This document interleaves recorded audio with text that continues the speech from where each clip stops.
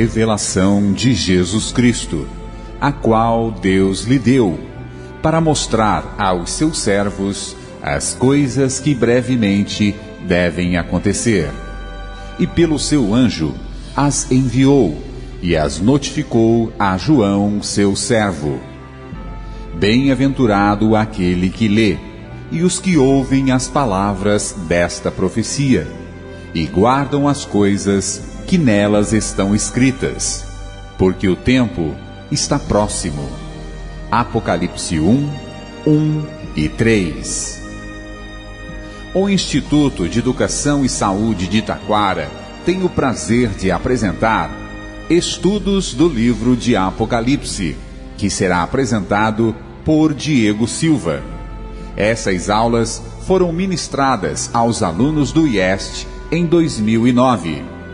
Antes de iniciarmos a introdução ao livro, convido-o a curvar a fronte enquanto oramos. Nosso maravilhoso Pai Celestial, Deus Criador, Redentor e mantenedor de nossas vidas, queremos nessa hora expressar nossa gratidão por tudo quanto tens feito por cada um de nós, seus filhos. Também queremos te honrar e glorificar e agradecer-te pelas revelações deste maravilhoso livro. Abençoa ricamente a cada um que ouvir estas aulas, pois em nome de Jesus pedimos. Amém. Ok. Apocalipse 1. O Senhor abençoa a todo aquele que com humildade e mansidão procura compreender o que está revelado no Apocalipse. A fé pela qual eu vivo, página 345. Objetivos do curso: fazer uma análise detalhada de cada versículo, prover uma compreensão clara de como aplicar e interpretar os livros proféticos da Bíblia, especialmente o livro de Apocalipse, ajudar cada aluno a compreender a seriedade dos tempos nos quais vivemos, ajudar cada aluno a compreender as questões que envolverão a última geração do povo de Deus aqui na Terra, antes do fechamento da porta da graça. Aprender como fazer comentários dos livros da Bíblia e descobrir como, no Apocalipse, todos os livros da Bíblia se encontram e se cumprem. Isso é uma citação de Atos dos Apóstolos. Livros-texto, versão da Almeida Corrigida Fiel, trinitariana. As revelações de Apocalipse, de Urias Smith. Requerimentos do curso: prover esboço dos primeiros 11 capítulos do livro, fazer um comentário de algum capítulo de Apocalipse designado pelo professor. Eu vou colocar uma escala novamente, outra pessoa, dessa vez, que vai fazer parte das duplas com você, e ler o livro de Apocalipse, capítulo 1 até 11. Então hoje é uma introdução do livro, nós vamos estudar hoje capítulo 1, aí a partir da manhã, as 7 igrejas, e aí vai. Ok, vamos fazer um esboço do livro em geral, antes de nós entrarmos no capítulo 1. Apocalipse tem 22 capítulos e eles são divididos mais ou menos da seguinte forma. Apocalipse 1, nós temos a introdução do livro. Nesse capítulo, João ele descreve como ele teve um encontro com Jesus na ilha de Patmos, onde ele estava por causa do testemunho de Cristo e a palavra de Deus, por ele ser fiel, ele estava isolado e lá ele recebe no dia de sábado uma visão de Jesus, um semelhante ao Filho do Homem, ele disse. E aí então começa a visão do Apocalipse, ok?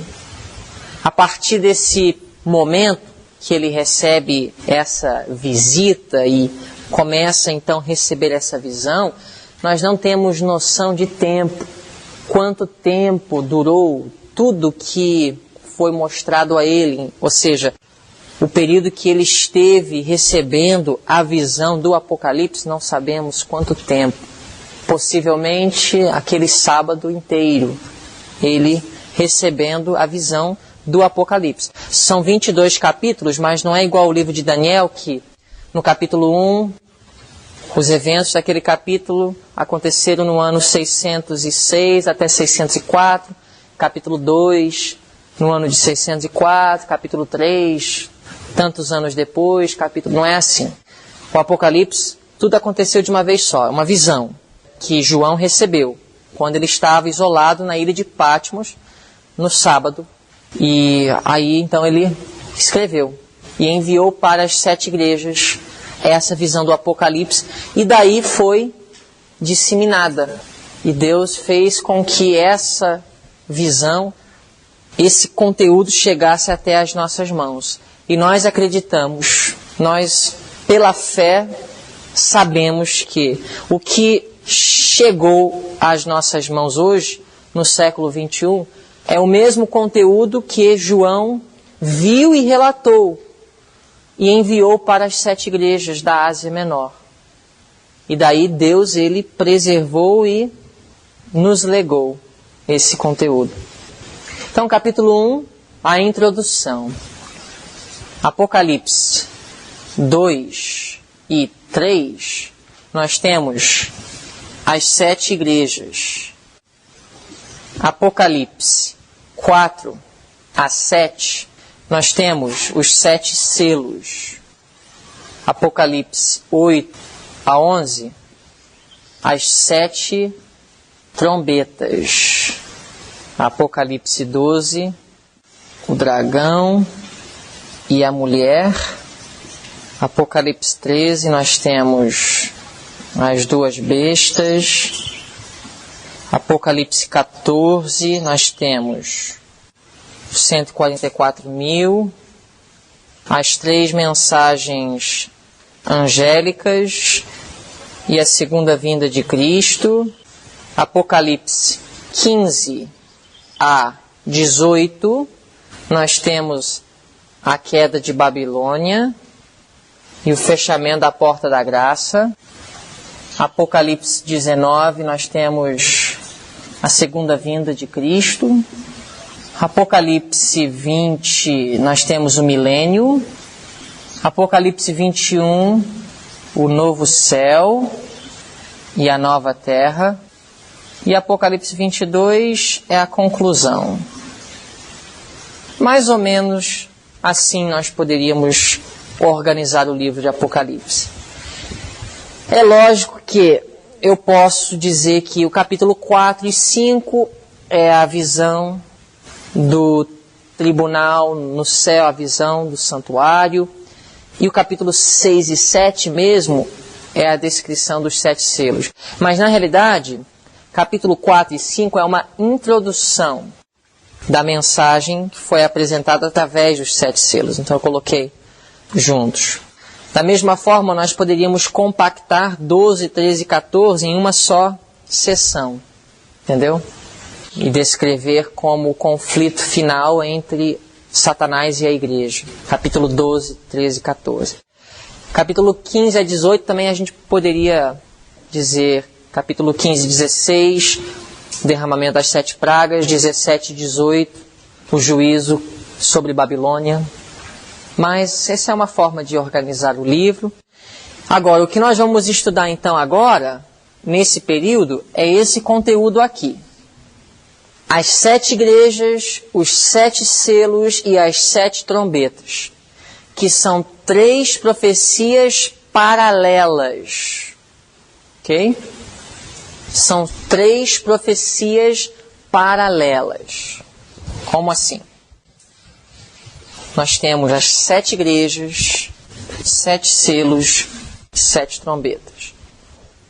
Então nós temos aqui 3 profecias que estão paralelo. Só para vocês terem uma ideia. Estamos falando de 7 períodos. O número 7, inclusive, tem já um significado importante, que vocês já sabem o que o número 7 representa. Então, nós temos 7 períodos. Por que 3 vezes diferente Deus teria que mencionar? Lembra aquele princípio que nós estudamos em Daniel? Como é que nós chamamos aquele princípio? Repetição e ampliação. Mesma coisa. Não somente repetição e ampliação, mas é igual à profecia de Daniel 7 e Daniel 8. Praticamente os mesmos eventos, os mesmos reinos, só que em Daniel 7 nós estamos tendo uma visão de um ponto de vista político, em Daniel 8 de um ponto de vista eclesiástico, certo? Da mesma forma, as 7 igrejas, 7 selos e 7 trombetas, apesar de estarmos falando do mesmo período, estamos olhando a história da igreja aqui na Terra de pontos de vista diferentes. Por exemplo, a primeira igreja é Éfeso. E o primeiro selo é um cavalo branco. A igreja de Éfeso e o cavalo branco estão representando a mesma fase da igreja aqui na Terra. Entendeu? Mesmo período. O período seria 31 a 100. Depois eu vou dar os outros detalhes, eu só estou dando uma ideia para vocês. Nós temos aqui em Apocalipse 3 profecias diferentes, mas que estão abrangendo o mesmo período histórico. Só que olhando para a história de um ponto de vista diferente. Por exemplo, essa semana nós vamos estudar as 7 igrejas de Apocalipse 2 e 3. As 7 igrejas de Apocalipse representam um período histórico na história da igreja. E nas 7 igrejas nós temos uma representação da condição da igreja em cada um desses 7 períodos. Desde a ascensão de Cristo até o fechamento da porta da graça. Ok? Então é o conteúdo que nós vamos estudar essa semana. Nós temos 7 igrejas: Éfeso, Esmirna, Pérgamo, Tiatira, Sardes, Filadélfia e Laodiceia. 7 fases da igreja aqui na Terra. As 7 fases principais da igreja. É o que nós vamos estudar essa semana. Então, o objetivo de mencionar essas 7 igrejas, que foram 7 igrejas reais, elas existiram. Os problemas que Jesus descreve em Apocalipse 2 e 3 são reais, a descrição de Jesus é real, o que ele fala é real, realmente existia Éfeso e realmente essa igreja de Éfeso perdeu o primeiro amor. Esmirna, Pérgamo, Tiatira, Sardes, Filadélfia, Laodiceia, etc. Realmente existiram, realmente o que é falado a respeito dessas igrejas tinham uma interpretação literal e local. Jesus e João e os anjos não inventaram essas igrejas e inventaram características e condições delas para representar períodos históricos da igreja cristã dos dias de João até o fechamento da porta da graça, não. Ou seja, isso realmente foi uma realidade e então Jesus viu por bem usar essas condições para representar, porque ele é onisciente, ele conhece o fim desde o princípio, e ele sabia como realmente seria o desenrolar da história e as experiências e a condição da igreja no decorrer dos séculos. Então ele viu por bem usar esses exemplos para caracterizar à igreja aqui na Terra, em sua história, durante esses mais ou menos 2.000 anos depois da vinda de Cristo. Ok? Com isso em mente, então, vamos abrir em Apocalipse capítulo 1. Apocalipse capítulo 1, verso 1. O primeiro versículo do livro é muito importante. Nós vamos demorar um pouquinho nele. Apocalipse 1:1. Qual é a primeira palavra do livro? Revelação. Então, hoje, o argumento dos evangélicos que não estudam Apocalipse é que é um livro simbólico, fechado. Deus realmente não tinha propósito que hoje nós entendêssemos. Mas a primeira palavra do livro já revela que isso não é verdade. Revelação. O que significa revelação de Jesus? Existe uma interpretação e uma aplicação dessa frase. Quero saber o que vocês pensam. Revelação de Jesus. Existem duas formas de expressar o que isso significa. Revelação de Jesus, ou seja, o Apocalipse revela Jesus. Quantos aqui já ouviram essa interpretação? O Apocalipse é uma revelação de Jesus, ou seja, o livro revela o caráter de Jesus. O livro revela a pessoa de Jesus. Outra forma isso significa que a revelação foi dada a Jesus e Jesus revelou ao anjo e o anjo a João e João às igrejas e a nós. Qual dos dois você acha que é a interpretação? Só tem uma interpretação. Podemos fazer aplicações, mas interpretação. Leia o texto e me fala o que você pensa. A revelação é de quê? É de Jesus ou de outra coisa? Essa é a pergunta. Então a revelação, o conteúdo da revelação não é Jesus. Apesar de, nessa revelação, Jesus é uma figura central do conteúdo do livro. Mas a revelação, segundo o texto, é de quê? De coisas que brevemente devem acontecer. Vocês entenderam? A revelação não é de Jesus em relação ao conteúdo da revelação. A revelação é de Jesus quanto a quem a revelação pertence. A revelação pertence a Jesus porque Deus lhe deu. Mas o conteúdo da revelação, as coisas que brevemente devem acontecer. Então vamos ler o versículo agora, com isso tudo em mente. Revelação de Jesus Cristo. Revelação de Jesus, não que o conteúdo da revelação é Jesus, mas é que a revelação pertence a Jesus. Entendeu? Ou seja, foi dado a Ele. Entendeu? Ou seja, esse livro do Diego não quer dizer que o livro fala de mim. Entendeu?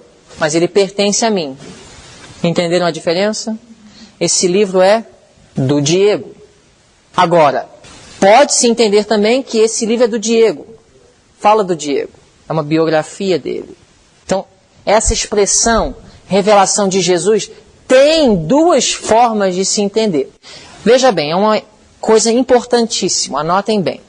Na Bíblia, na língua nossa, no português, também no grego, no hebraico, no inglês, em muitas ocasiões, uma frase pode, linguisticamente falando, ser compreendida de duas formas. O contexto é que deve ser o juiz para determinar se A ou B é a interpretação. Deixa eu dar um exemplo para vocês.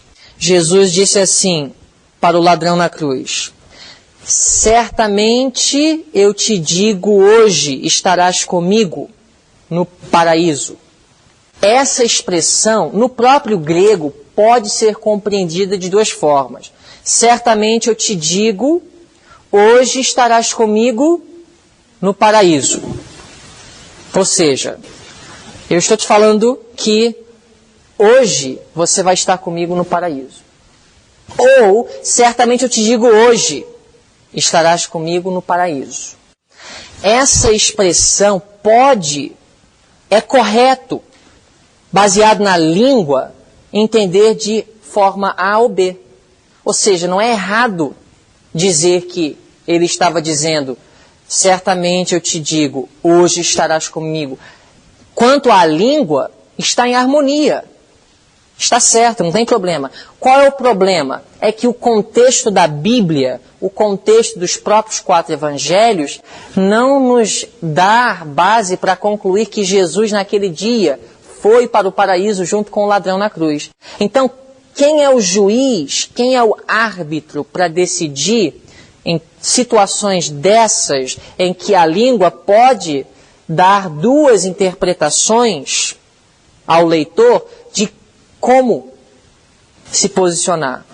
O contexto, entendeu? O contexto é o juiz. Então aqui em Apocalipse 1, eu já vi muitas pregações em que o orador falou: o livro de Apocalipse é uma revelação de Jesus, de seu caráter, de sua pessoa. É um livro que apresenta Cristo em toda a sua beleza, toda a sua onipotência. Não é que ele está falando heresia, mas ele está mal interpretando o texto. Ele pode dizer que isso é uma aplicação. O que é uma aplicação? Essa aplicação seria incorreta? Não. Por quê? Porque a aplicação, desde que ela não foge do contexto do próprio livro, ou seja, desde que ela não esteja em conflito com outra verdade bíblica, e desde que a própria leitura dê brecha para concluir assim, você pode fazer uma aplicação. Realmente, se você lê o livro de Apocalipse, quem aparece mais? O leão da tribo de Judá, o cordeiro que foi morto desde a fundação do mundo, o rei dos reis, senhor dos senhores, que vem com cavalo branco para vencer, para conquistar. Então, realmente, Jesus, ele aparece. Não tem como negar isso. Mas não é isso que o texto está dizendo. Vocês entenderam? O texto não está falando que a revelação, o conteúdo da revelação é de Jesus. Porque, veja bem, revelação de Jesus Cristo, a qual Deus lhe deu. A revelação pertence a Jesus, porque Deus deu a ele para mostrar o quê? A revelação. E essa revelação é de quê? Coisas que brevemente devem acontecer. Mostrar a quem? Aos seus servos. Quem são os servos? O próprio livro de Apocalipse vai definir quem são os servos. Não é apenas aquele que se diz cristão, que é o servo de Deus. Apocalipse capítulo 7 nos trará a definição de o que é um servo. Então, quem vai entender a revelação? Quem vai compreender coisas que brevemente devem acontecer? Os servos. Então, revelação de coisas que brevemente devem acontecer foi dada a Jesus para mostrar aos seus servos. Agora aqui na última parte do verso, nós vamos ver como isso foi transmitido. Desde o Pai até quem? Desde o Pai até os servos. Ou seja, o Pai ele não deu aos servos essa revelação. Ele transmitiu através de uma cadeia. Então foi como? Vamos ler o texto. E pelo seu anjo as enviou. Enviou o quê? As coisas que brevemente devem acontecer, essa informação, as enviou e as notificou a João, seu servo. Então nós temos aqui, o Pai deu a Jesus. O que deu aos anjos, que deu a João, que deu aos servos. Na realidade, pode até dizer que João deu às 7 igrejas da Ásia Menor e daí chegou até nós. Mais um detalhe no verso 1. E as notificou. Essa palavra notificou é importante. Vamos entender o que significa a palavra notificou. Jesus, através dos anjos, notificou a revelação a João. Deixa eu repetir, não percam esse detalhe. Jesus, através ou pelo anjo, enviou e notificou a revelação. Alguém tem algum problema com a palavra enviar? Alguém tem algum problema com essa palavra? É claro o que significa, né? Enviar. E notificar. Aí a gente precisa de uma compreensão, né? Não é tão fácil entender. O que ele quis dizer? Jesus, para ele revelar a João as coisas que brevemente devem acontecer, ele enviou através do anjo Gabriel e notificou a revelação, o conteúdo da revelação. Então nós precisamos entender o que significa a palavra notificou. É importantíssimo. O que significa a palavra notificou?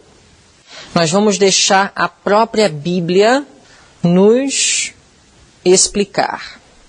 A palavra notificou aqui em Apocalipse 1, ela vem da palavra grega semaino. A palavra que você está vendo aí em Apocalipse 1:1, notificou, ela foi traduzida para o português notificou da palavra grega semaino. Tudo bem, o que isso tem a ver? Essa palavra semaino, ela aparece 6 vezes no Novo Testamento. Uma das vezes aqui em Apocalipse 1:1.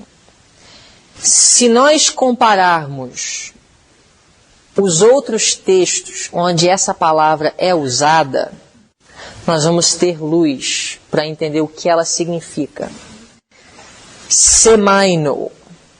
Vamos abrir em João 12, 32 e 33. João 12, 32 e 33. É interessante que nós vamos ver passagens que vêm do próprio Evangelho de João.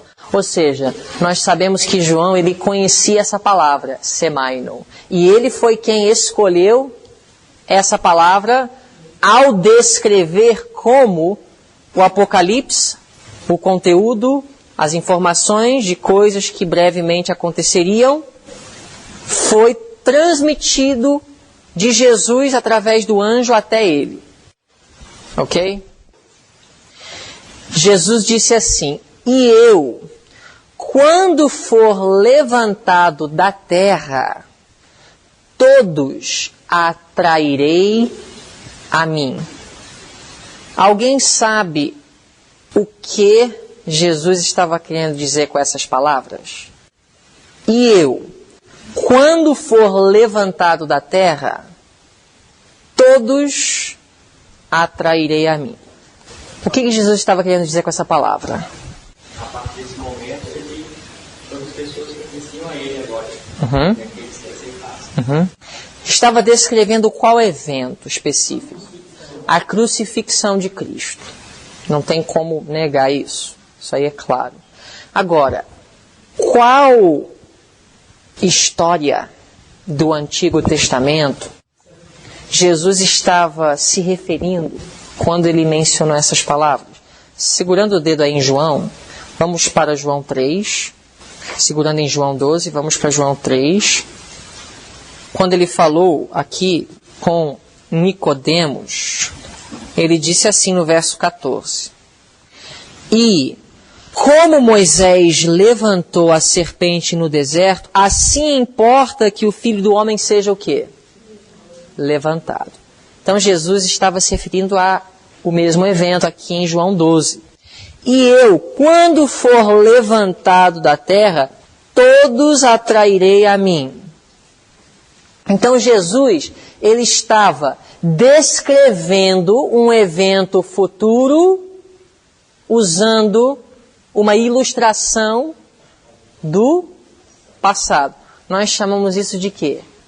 Tipologia. Lembra a gente aprendeu essa palavra?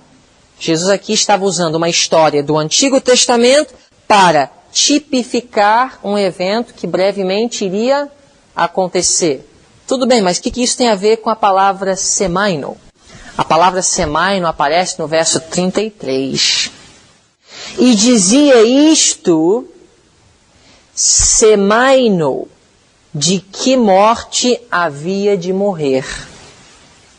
E dizia isto, semaino, de que morte havia de morrer. A palavra significando aqui em João 12:33 é a mesma palavra do grego em Apocalipse 1:1 que diz que Jesus enviou e notificou. Ou seja, ele enviou e significou o Apocalipse. Inclusive no King James é a mesma palavra, signified, em Apocalipse 1:1 e em João 12:33. Em João 12:32 e 33, Jesus, ele falou, e eu, quando eu for levantado, eu vou atrair todos a mim. Só que isso era simbologia. Nem todos que ouviram essas palavras compreenderam que Jesus estava falando de sua crucifixão. Então Jesus estava usando símbolo para ensinar uma verdade acerca do futuro. Aí no verso 33 fala que, e dizia isto significando, ou notificando, ou semaino, simbolizando, codificando, de que morte havia de morrer. Vocês entenderam? É uma boa palavra, codificando. Talvez teria sido mais fácil se os tradutores, se João Ferreira de Almeida tivesse traduzido a palavra semaino com a palavra codificando ou simbolizando.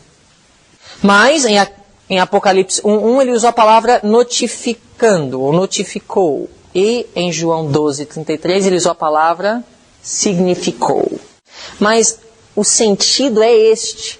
É quando você vai ensinar algo acerca do futuro, ou não necessariamente acerca do futuro. Você vai apresentar uma verdade, mas você vai simbolizar essa verdade. Entendeu? Você vai codificar. Mais um exemplo, para quem ainda não viu. João 18:32. João 18:32. Para que se cumprisse a palavra que Jesus tinha dito, simbolizando ou codificando de que morte havia de morrer. Quando Jesus falou naquela ocasião com Pilatos, ele não usou palavras diretas.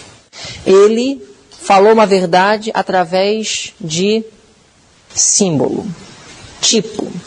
Por que Jesus falava assim? Por que Deus apresentou Daniel, as profecias de Apocalipse com símbolos? Lembra que nós aprendemos? Para proteger a verdade, para fazer com que somente os verdadeiros e sinceros entendessem. E que mais? E para que aqueles que receberiam a verdade pudessem se identificar com ela. Certo? Então aqui nós estamos falando de simbologia. Então o capítulo 1, verso 1 de Apocalipse já nos revela que o conteúdo que seria apresentado através de símbolos. Mas é uma revelação, não é para fechar ou eliminar a compreensão, mas é para simbolizar para que a verdade fosse protegida, para que somente os sinceros compreendessem, para que os servos de Deus se identificassem com ela. Eu vou te dar agora todos os textos onde essa palavra é usada. João 21, 19, Atos 11, 28, Atos 25, 27. São 6 lugares. Vamos abrir em João 21, 19. Primeiro lendo o verso 18. Jesus disse assim: na verdade te digo que, quando eras mais moço, falando com Pedro, quando eras mais moço, te cingias a ti mesmo e andavas por onde querias. Mas, quando já fores velho, estenderás as tuas mãos e outro te cingirá e te levará para onde tu não queiras. E Jesus disse isto, qual é a próxima palavra? Semaino. Simbolizando, tipificando, codificando. Será que Pedro estava preparado para entender como ele iria morrer? Você acha? Sabe como Pedro morreu? Crucificado de cabeça para baixo? Será que se Jesus tivesse falado: Pedro, deixa eu te falar uma coisa, um dia você vai morrer de cabeça para baixo, crucificado numa cruz. Será que Pedro estava preparado para isso? Acho que não. Então Jesus disse isso, significando com que morte havia ele de glorificar a Deus. Então Jesus estava ensinando a Pedro o quê? Como ele iria morrer. Só que ele falou isso através de quê? Símbolo. Através de símbolo. Apocalipse 1, 2. O qual se refere a quem? O qual? Verso 2, Apocalipse 1. Não. João.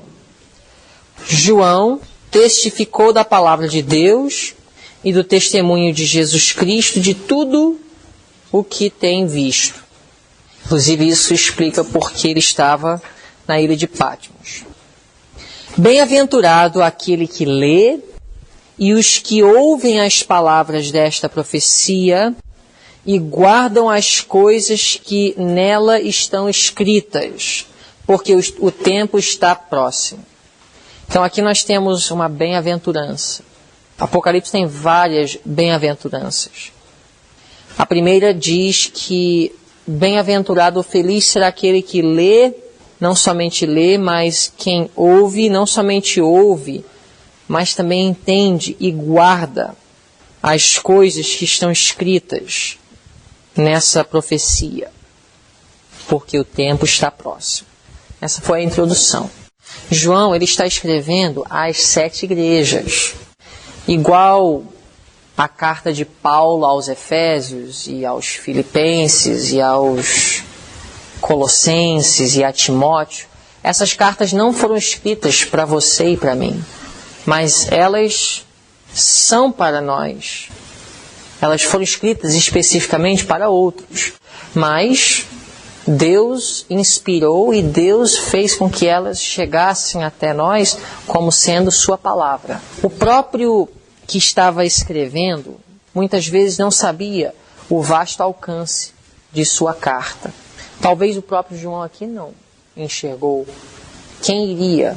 Talvez ele pensava que ele estava dando apenas para esses cristãos específicos nessa região geográfica o conteúdo desse livro, mas não. Foi para nós, mas aqui no verso 4 nós vemos a quem foi escrito. João, às 7 igrejas que estão na Ásia. Então aqui ele fala a quem ele está escrevendo.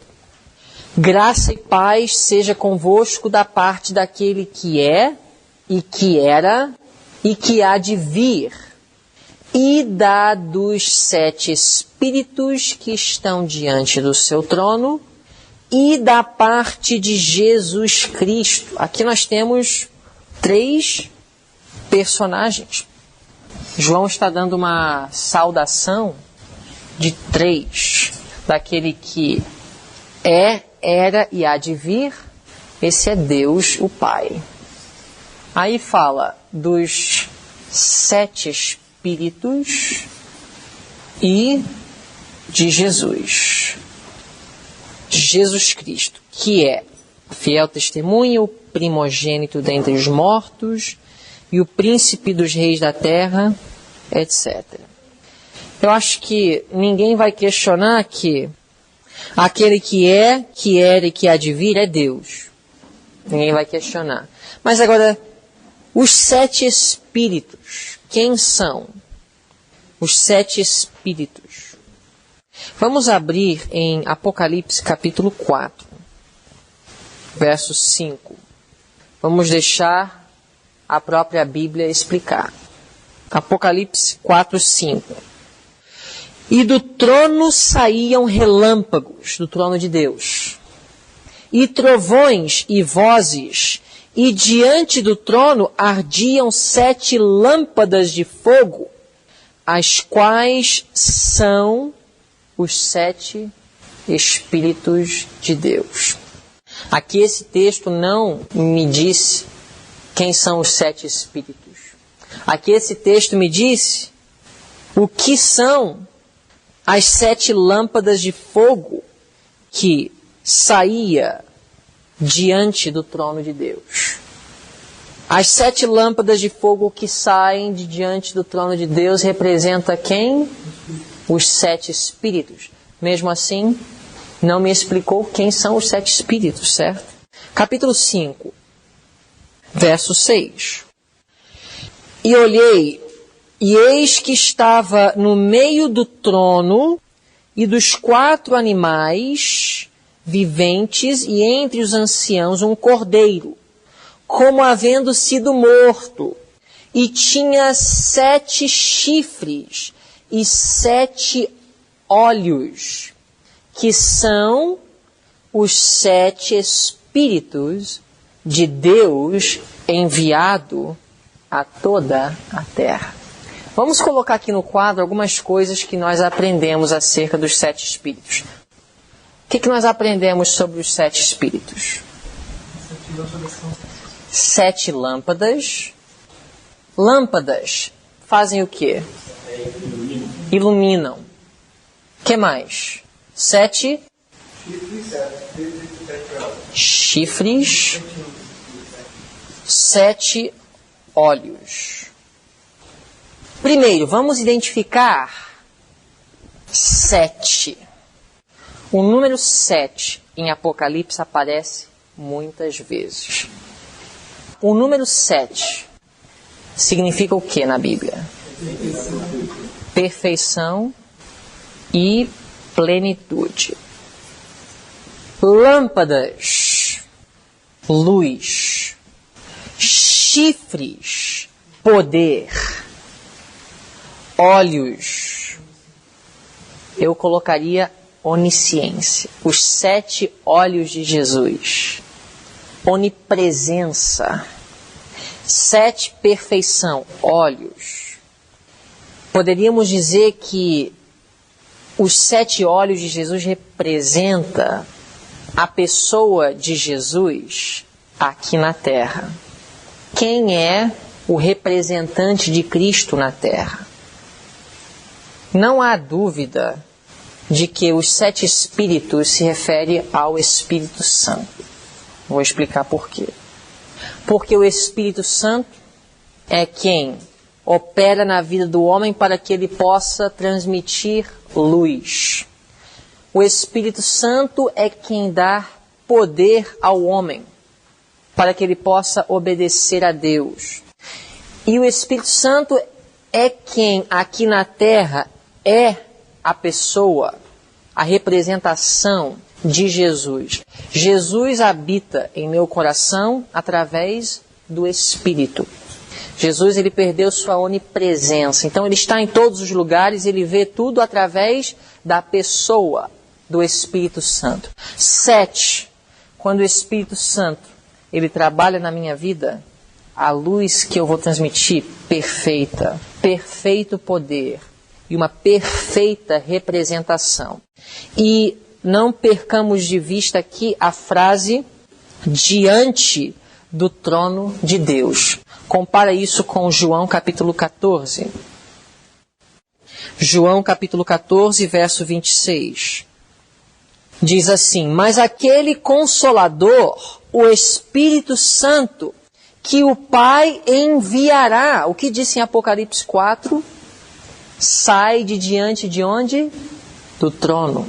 Que o Pai enviará em meu nome, em nome de Cristo. Esse vos ensinará todas as coisas e vos fará lembrar de tudo quanto vos tenho dito. Também diz assim, Apocalipse 16, 7.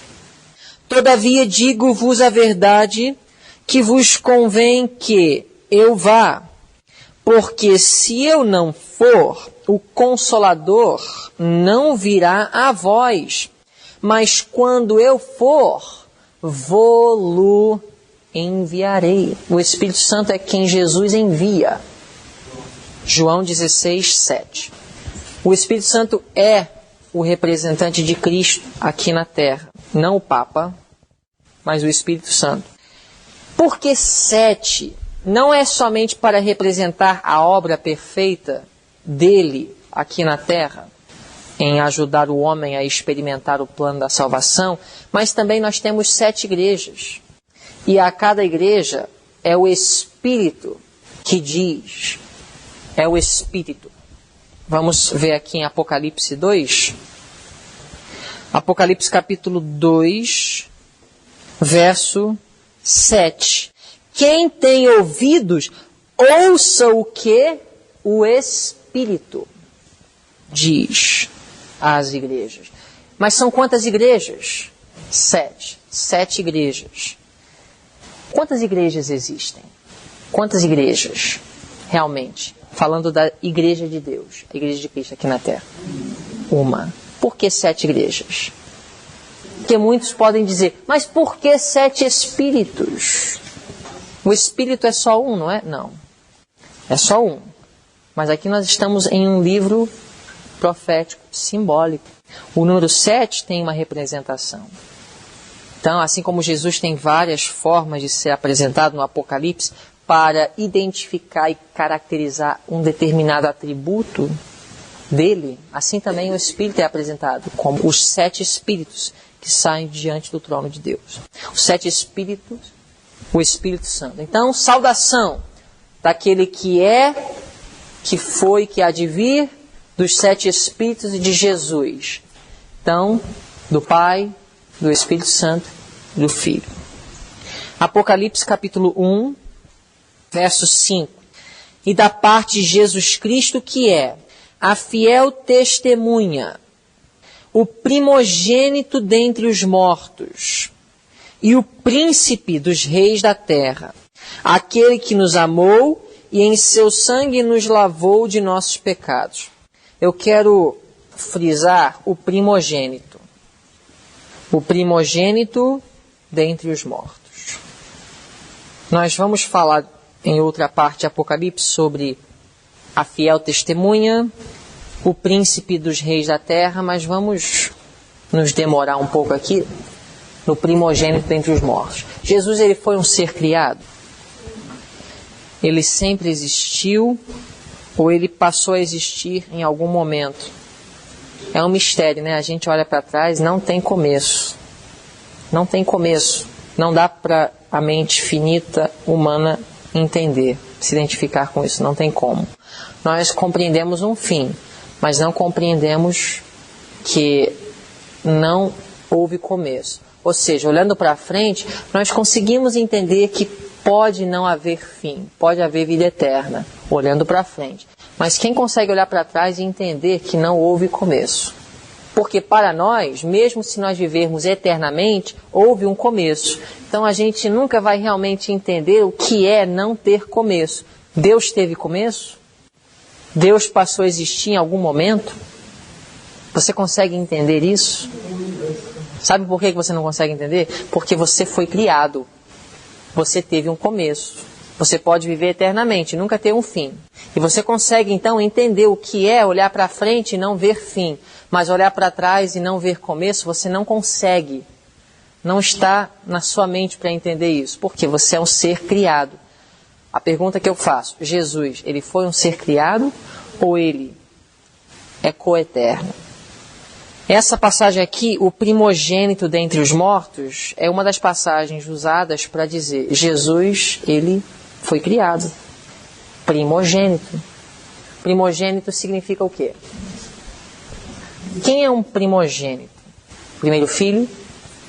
Pode ser o primeiro, pode ser o único, pode ser primeiro, não necessariamente em ordem de existência, mas pode ser primeiro em importância e excelência. Mas vamos comparar alguns textos para chegarmos a uma conclusão sólida. 1 Coríntios 15, o que será que João estava dizendo aqui em Apocalipse, com primogênito dentre os mortos? 1 Coríntios 15, 20 e 23. Mas de fato Cristo ressuscitou dentre o quê? Os mortos. Lá em Apocalipse 1 diz que ele era o primogênito dentre os mortos. Cristo ressuscitou dentre os mortos e foi feito o quê? As primícias dos que dormem. Primícias significa o quê em agricultura? Primeiro e também melhor. Mas aqui estamos falando no contexto de quê? Ressurreição ou criação? Ressurreição. Veja o que diz no verso 23. Mas cada um por sua ordem.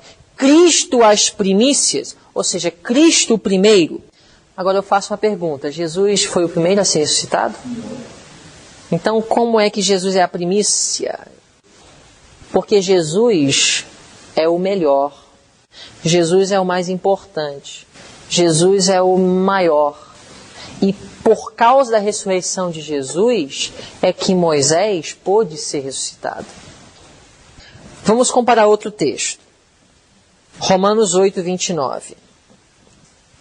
A Bíblia se explica. Porque os que dantes conheceu, também os predestinou para serem conformes à imagem de seu Filho. Paulo acabou de dizer aí que Deus nos predestinou para refletir o caráter de Deus, de seu Filho. A fim de que ele, Jesus, seja o... Qual é a próxima palavra? Primogênito entre o quê? Muitos irmãos. Então, Deus nos predestinou para que nós refletíssemos o caráter de Deus, para que nós também pudéssemos fazer parte da família celestial, para que ele, Jesus, seja o primogênito, ou seja, o primeiro, não em termos de ordem de existência, mas em termos de importância, em termos de ser o herdeiro entre muitos irmãos.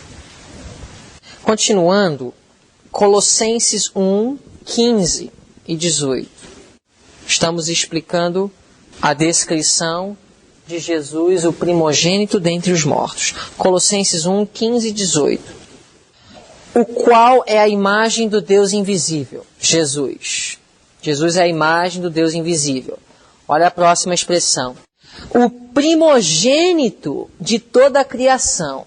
Esse é o texto mais difícil. Que aqui realmente parece que Jesus foi o primeiro criado de toda a criação de Deus.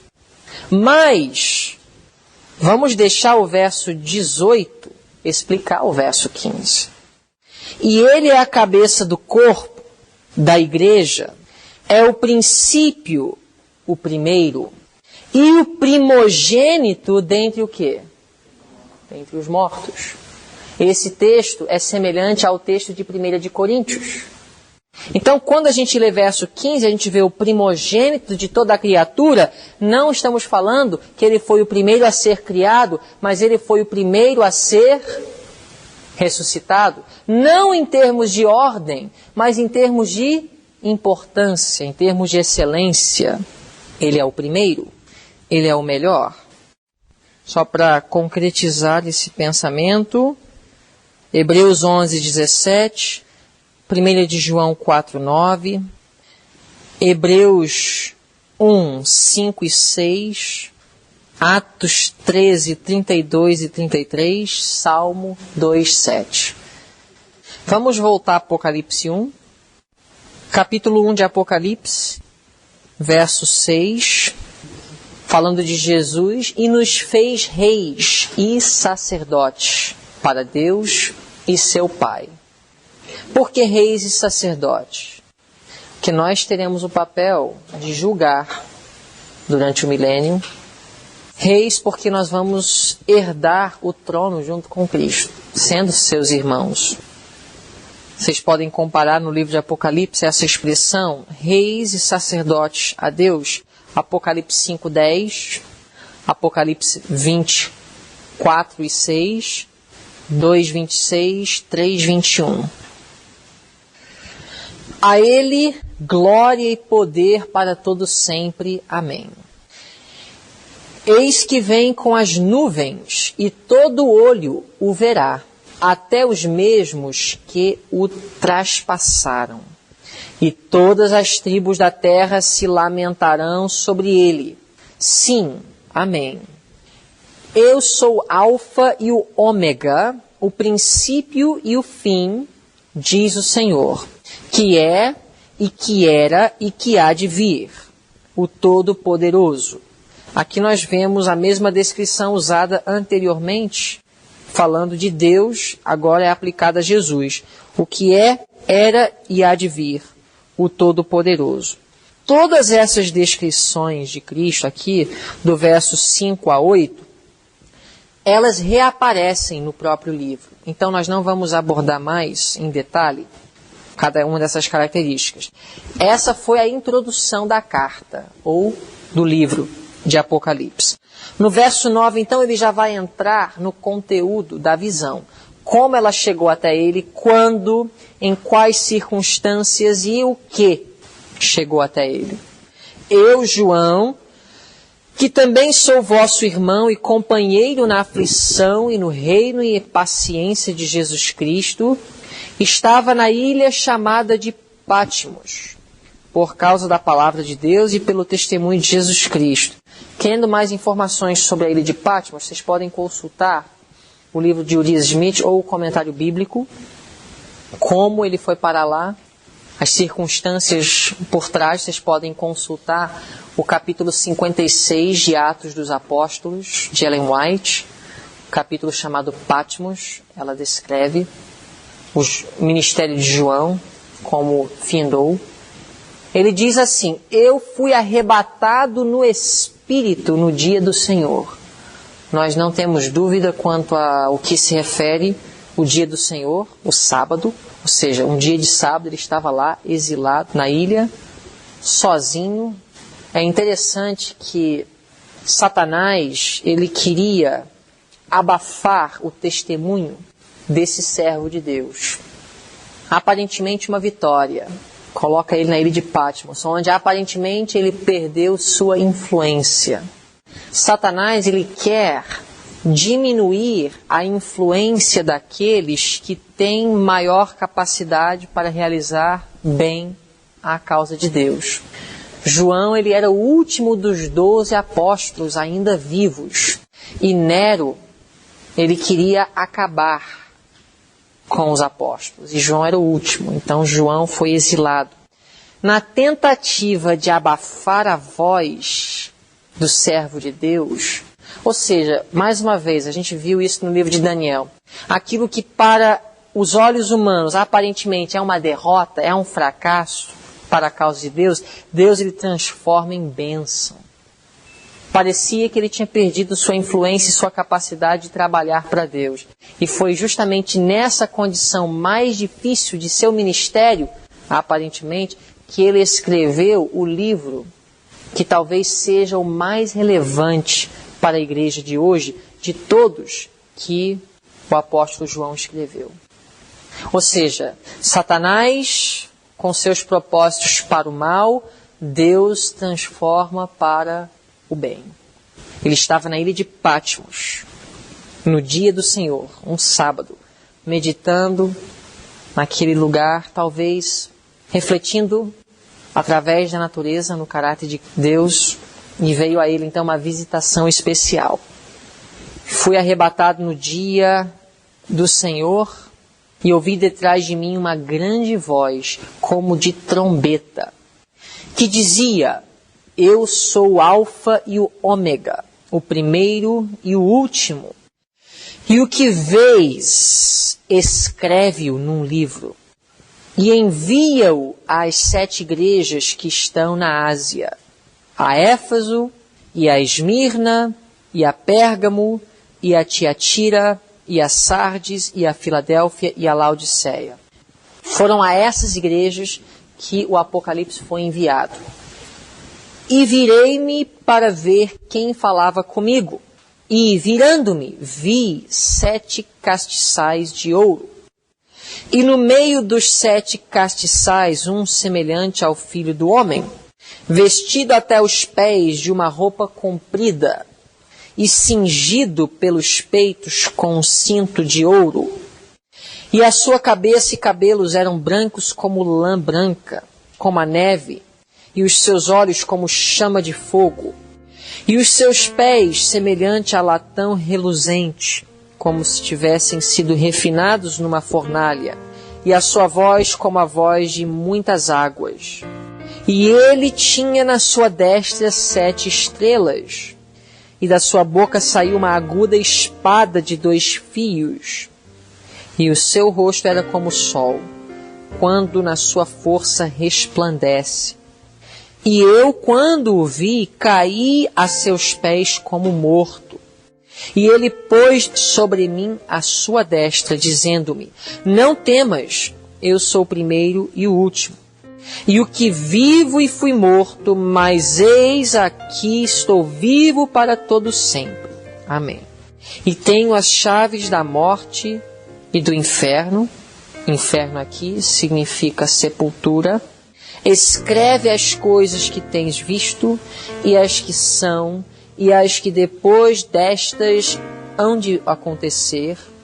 O mistério das 7 estrelas que viste na minha destra, e dos 7 castiçais de ouro. As 7 estrelas são os anjos das 7 igrejas, e os 7 castiçais que viste são as 7 igrejas. O IEST está comprometido em fornecer mensagens relevantes como essas gratuitamente, a fim de cooperar com Deus no avanço de seu reino.